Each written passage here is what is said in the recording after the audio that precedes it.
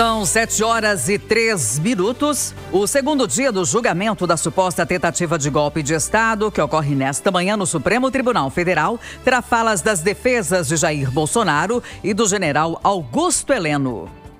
Ontem, o ex-presidente acompanhou de casa o primeiro dia e o ministro Alexandre de Moraes, relator da ação, abriu a sessão com um recado e disse que o Supremo vai julgar com imparcialidade, ignorando as pressões externas. A primeira turma do Supremo Tribunal Federal retoma hoje, às 9 da manhã, o julgamento do ex-presidente Jair Bolsonaro e de outros 7 réus por tentativa de golpe de Estado, com a sustentação oral da defesa do general Augusto Heleno, ex-ministro do Gabinete de Segurança Institucional da Presidência.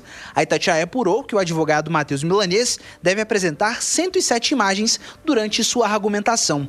No primeiro dia, o ministro Alexandre de Moraes começou a primeira parte da sessão com a leitura de seu relatório sobre o caso. Em uma fala dura, ele afirmou que a pacificação do Brasil não pode passar pela omissão e covardia do judiciário e disse ainda que o Supremo não vai aceitar coações ou tentativas de obstrução de outros países em seus julgamentos. Esse é o papel do Supremo Tribunal Federal, julgar com imparcialidade e aplicar a justiça a cada um dos casos concretos, independentemente de ameaças ou coações, ignorando pressões internas ou externas. Na sequência, o Procurador-Geral da República, Paulo Gonet, defendeu que os réus agiram para manter Bolsonaro no poder após as eleições de 2022 e rebateu o argumento de que foram discutidas apenas hipóteses, sem que nada tivesse sido concretizado. Não é preciso esforço intelectual extraordinário para reconhecer que quando o presidente da República e depois o ministro da Defesa convocam a cúpula militar para apresentar documento de formalização de golpe de Estado, o processo criminoso já está em curso. Depois da PGR, houve um intervalo e a sessão foi retomada à tarde com a defesa do tenente-coronel Mauro Cid, ex-ajudante de ordens de Bolsonaro. Os advogados Jair Alves Ferreira e César Bittencourt defenderam a validade da delação de Cid, questionada por outros réus, e afirmaram que o militar jamais elaborou, compartilhou e incitou qualquer conteúdo golpista. Entre falar tudo que sabe e praticar tudo que viu tem uma diferença muito grande.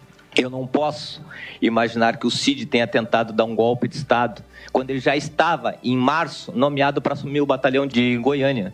A vida dele seguia fora da ajudança de ordem. E, na verdade, a ajudança de ordem só atrapalhou a vida do Cid. Já o advogado Paulo Renato Sintra, responsável pela defesa de Alexandre Ramagem, ex-diretor-geral da Agência Brasileira de Inteligência, disse que o atual deputado federal nunca teria orientado Bolsonaro a dar um golpe de Estado, mesmo ao defender a adoção do voto impresso. O assunto, inclusive, motivou uma reprimenda da ministra Carmen Lúcia, que integra a primeira turma e também preside o Tribunal Superior Eleitoral. Eu usei essa expressão voto auditável, voto impresso, porque nesses textos e nos pronunciamentos de Jair Bolsonaro, esses termos eram repetidos. E ilegítimos. Minha opinião, vou falar minha opinião pessoal. Não é opinião, a minha entendimento pessoal. O fato é que o processo eleitoral brasileiro é amplamente auditável. Ponto. Eu conheço profissionalmente agradeço a segurança das urnas e essa questão do voto impresso é só em relação à defesa ao que foi dito. Não é a defesa que defende essa ideia. Ótimo, que fique claro. O processo eleitoral brasileiro é auditável, íntegro, perfeitamente seguro, como se comprova amplamente. Voto impresso, desde a introdução do voto eletrônico no Brasil, não estamos tendo. É este o fato. Na sequência, o advogado Demóstenes Torres, por sua vez, responsável pela defesa do almirante Almir Garnier, ex-comandante da Marinha, pediu a anulação da delação de Mauro Cid.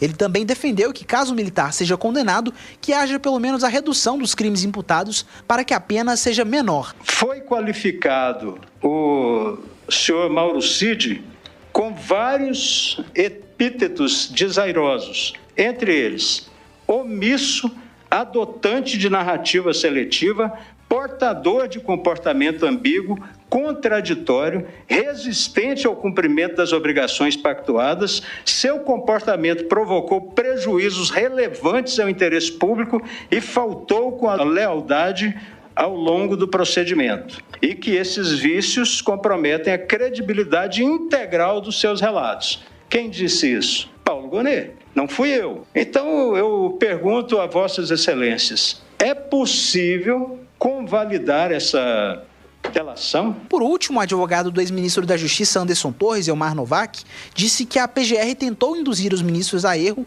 ao associar a viagem de Torres aos Estados Unidos na véspera do 8 de janeiro com uma articulação em prol dos ataques às sedes dos três poderes.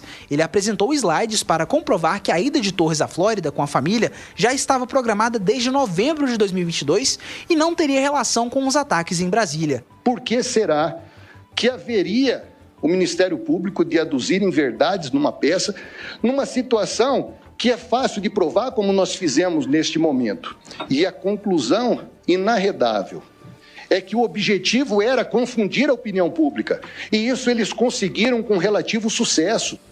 O segundo era uma tentativa deliberada de tirar o foco de atenção das provas do processo, porque as provas são favoráveis a Anderson Torres.